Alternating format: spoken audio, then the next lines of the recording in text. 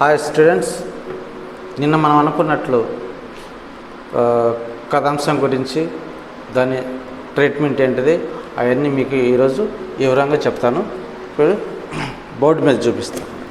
Okay students, ఇప్పుడు మనం కథాంశం అనేది సంక్షిప్త కథ అనేది మనం కొన్ని విషయాలు మనం ఇప్పుడు తెలుసుకుందాం. మీకు చూపిస్తాను, చూడండి. ఫస్ట్ వన్,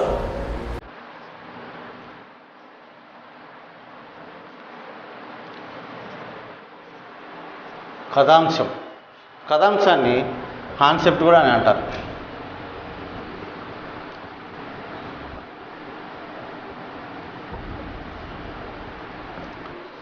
కాన్సెప్ట్ అని అంటారు. అసలు కథాంశం అంటే ఏంటిది అనే దానికి మనం ఏ స్టోరీ, చాలామంది స్టోరీలు చాలా రాస్తుంటారు, చాలా కాగితాలు చూపిస్తుంటారు. అసలు మెయిన్ స్టోరీ అనేది అన్ని క్లుప్తంగా, అంటే మీరు ఎవరన్నా రైటర్ దగ్గరికి, డైరెక్టర్ దగ్గరికి, ఏమైనా హీరో దగ్గరికి పోయి ఒక స్టోరీ చెప్పాలనుకుంటున్నప్పుడు మీరు రాసుకొని ఉండొచ్చు, కథ బాగానే రాసుకొని ఉంటారు బాగా, కానీ వాళ్ళు స్టోరీ మొత్తం అడగరు. వాళ్ళు ఏమంటారంటే సరే మెయిన్ పాయింట్ చెప్పమంటారు.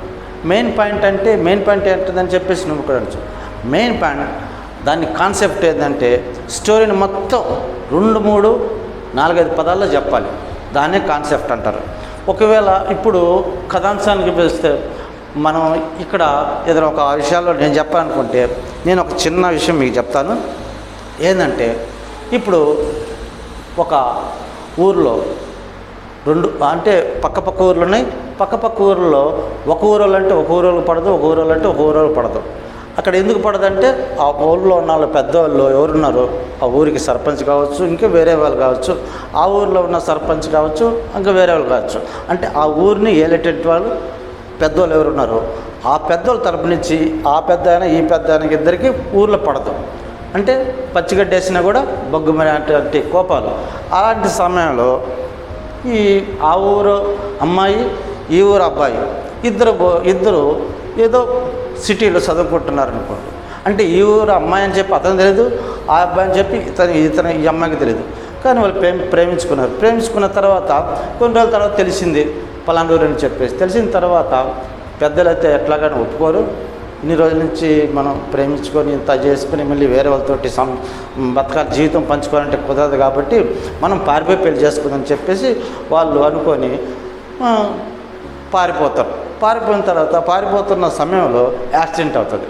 యాక్సిడెంట్ అయిన తర్వాత వాళ్ళు హాస్పిటల్కి చేరటం కానీ, తర్వాత పెద్దలు తెలియటం కానీ, తర్వాత ఏమైంది అనేది ఒక సుఖవంతమైనది అంటే స్టోరీ నడుస్తుందా లేకపోతే ఎన్నెన్న మలుపులు తిరుగుతాయా అనేది పాయింట్. దీన్నే కాన్సెప్ట్ అంటారు.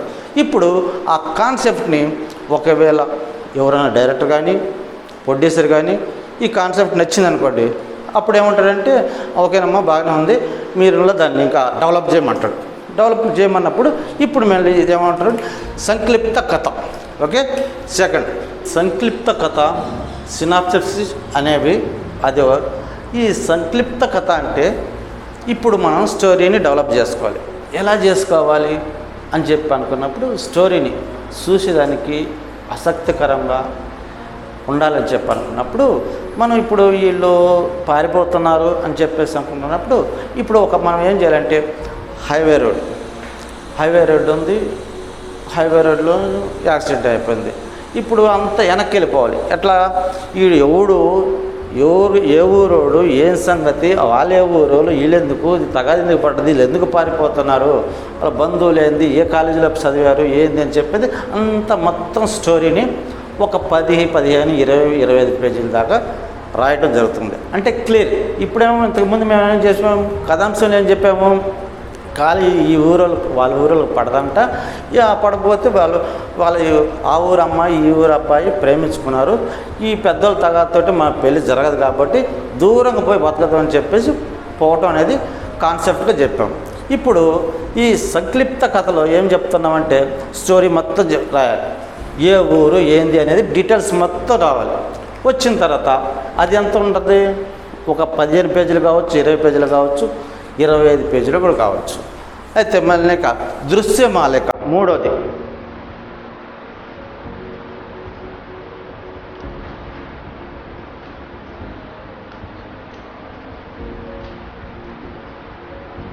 దృశ్యమాలిక దృశ్యమాలిక అంటే దీని మళ్ళీ కోడ్ కూడా అంటారు, ట్రీట్మెంట్ కూడా అని అంటారు.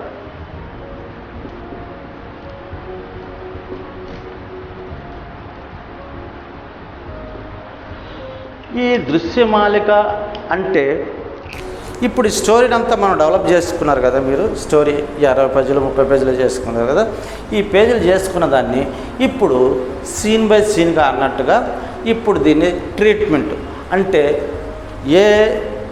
ఏ సీన్ ఎక్కడ ఉంటుంది, ఏ సీన్ ఎప్పుడు పెట్టుకోవాలి అనేది ఇది సీన్ల వారీగా మొత్తంగా ఒక ఎన్ని సీన్లు వస్తాయి, ఒక సీన్కి ఎంత టైం పడుతుంది, 2 నిమిషాలు 3 నిమిషాలు 4 నిమిషాలు 1 నిమిషం అనేది సీన్ల వారీగా విభజించుకోవాలి.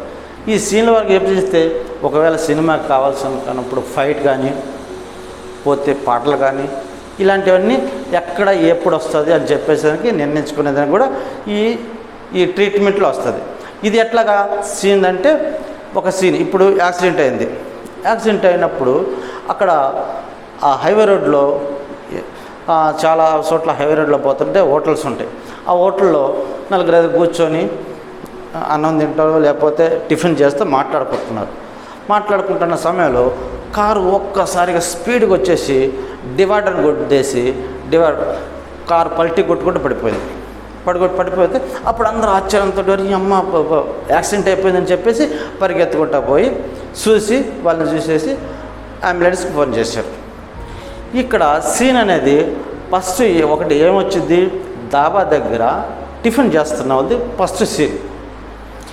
వాళ్ళు మాట్లాడుకుంటున్నది, ఏం మాట్లాడుకున్నారు, ఏం చేస్తున్నారు అనేది ఒక సీన్. తర్వాత దూరంగా ఉన్నటువంటి కారు, వీళ్ళు ఇక్కడి నుంచి కారును చూశారు, కార్ యాక్సిడెంట్ అయిపోయింది, డివైడర్ గుద్దుకొని యాక్సిడెంట్ అయింది. వీళ్ళు చూసి ఎమ్మటిని కార్ దగ్గరికి పోయారు. అంటే సీన్ చేంజ్ అయిపోయింది కారు కాడికి. అంటే సెకండ్ సీన్ అక్కడ చూశారు, ఫోన్ చేశారు, అంబులెన్స్ వచ్చింది, వీళ్ళని హాస్పిటల్కి తీసుకుపోయారు. హాస్పిటల్కి తీసుకుపోయేది థర్డ్ సీన్, హాస్పిటల్లో కనపడతారు. అట్లా సీన్లు దీనికి ఎన్ని వస్తాయో అన్ని సీన్లు మీరు రాసుకోవాలి. Point to point scene to scene అన్నీ వివరంగా రాసుకోవాలి. అది ట్రీట్మెంట్. ఓకే, నెక్స్ట్ మనం ఒకటి చెప్తే ఏకవాక్య దృశ్యమాలిక. ఏకవాక్య దృశ్యమాలిక అంటే 4 ఏకవాక్య దృశ్యమాలిక.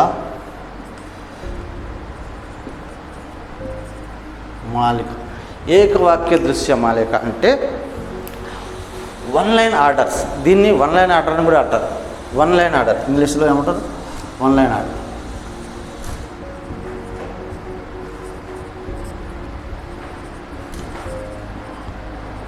వన్ లైన్ ఆర్డర్ అని కూడా అంటారు. ఈ 1 లైన్ ఆర్డర్ ఏంటంటే ఇప్పుడు అది ఇప్పుడు ట్రీట్మెంట్లో ఈ డీటెయిల్స్ సీన్ బై సీన్ రాసుకునేటప్పుడు ఒక పేపర్ రావచ్చు, ఆ పేపర్ బి రావచ్చు రాసే దాంట్లో. ఎందుకంటే డీటెయిల్స్ ఉండాలి కాబట్టి. ఇప్పుడు ఇంతకుముందు చెప్పుకున్నట్టు మనం దాబా దగ్గర టిఫిన్ చేస్తున్నారు. ఆ టిఫిన్ చేస్తున్నారంటే ఆ దాబా ఎక్కడుంది, ఎట్లాగుంది, వీళ్ళు లారీ వాళ్ళు వచ్చి టిఫిన్ చేసుకుంటున్నారా, లేకపోతే బస్సులోంచి వచ్చిన వాళ్ళు టిఫిన్ చేస్తున్నారా, లేకపోతే ఎవరు అంటే మెయిన్ రోడ్లో ఉన్నది ఇలాంటి వాళ్ళు ఎక్కువ వస్తారు. అంటే కానీ ఊర్లో నడిచైతే రారు. అది అక్కడ కొంచెం డీటెయిల్స్ రాసేళ్ళకి ఆ హోటల్ ఎట్లా ఉంటుంది ఏందని డీటెయిల్స్ కొంచెం అన్నీ రాసుకునే వాళ్ళకి కమ్సే కమ్ పోతే హాఫ్ పేజ్ అయిపోతుంది. దాన్ని ఇంకా ఒదిగిచ్చి అంటే ఇంకా తక్కువ చేసి మెయిన్గా చేసి 1 లైన్ ఆర్డర్లు రాయాలి. 1 లైన్ ఆర్డర్ అంటే 3 లైన్లతో రాయాలి, 2 లైన్లు 3 లైన్లతో రాయాలి. ఇది రాసినట్లయితే దాన్నే 1 లైన్ ఆర్డర్ అంటుంది. ఇంకోటి నెక్స్ట్ షూటింగ్ స్క్రిప్ట్ 5వది.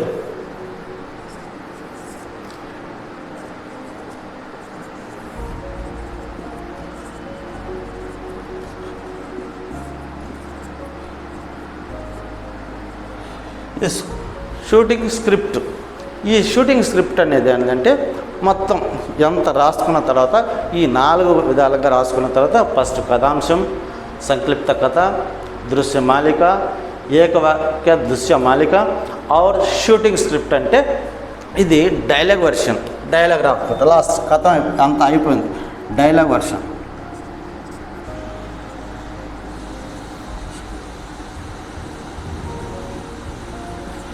ఈ డైలాగ్ వర్షన్ ఇక షూటింగ్ చేసుకునేదానికి వీలుగా దీంట్లో మొత్తం క్లియర్గా ఎవరితో మాట్లాడుతున్నాడు, ఏ క్యారెక్టర్తో మాట్లాడుతున్నాడు అనేది డైలాగ్ వర్షన్, షూటింగ్ స్క్రిప్ట్. ఇక్కడ మార్పులు చేర్పులు ఏముండవు.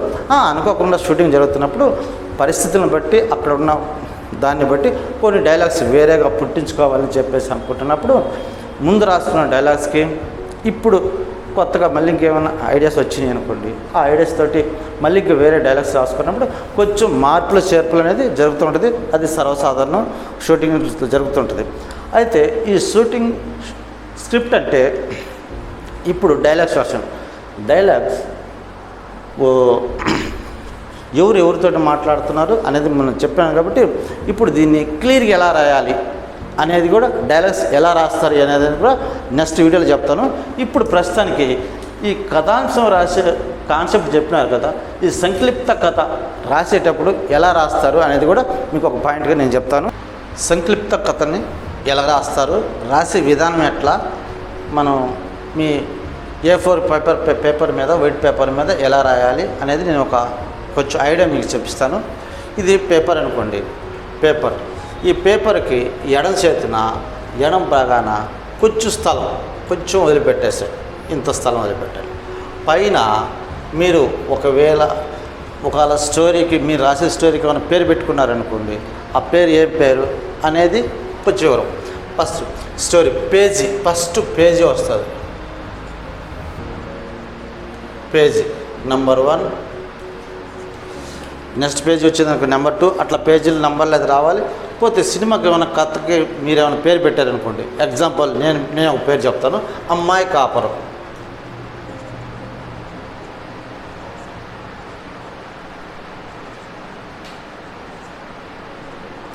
అమ్మాయి కాపురం రచన ఎవరు రచించారు? రచన.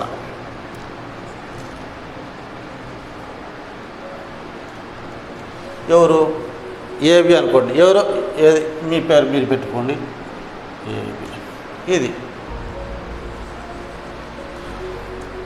పైన భాగంలో పేజీ నెంబర్, ఒకవేళ కథ పేరు పెట్టుకుంటే స్టోరీ పేరు పెట్టుకుంటే పేరు పెట్టుకోండి, రాసిన పేరు పెట్టుకోండి.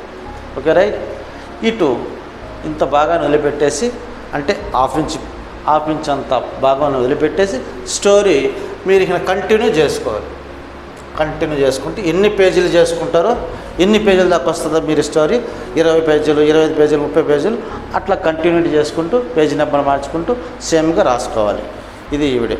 నెక్స్ట్ వీడియోలో మీకు డైలాగ్ వర్షన్ ఎలా రాస్తారు, ఎట్లా ఉంటుంది, ఒక సీన్ తీసుకుందాం, ఆ సీన్ బట్టి డైలాగ్ వర్షన్ మీకు అంతా రాసి చూపిస్తాను. Okay friends.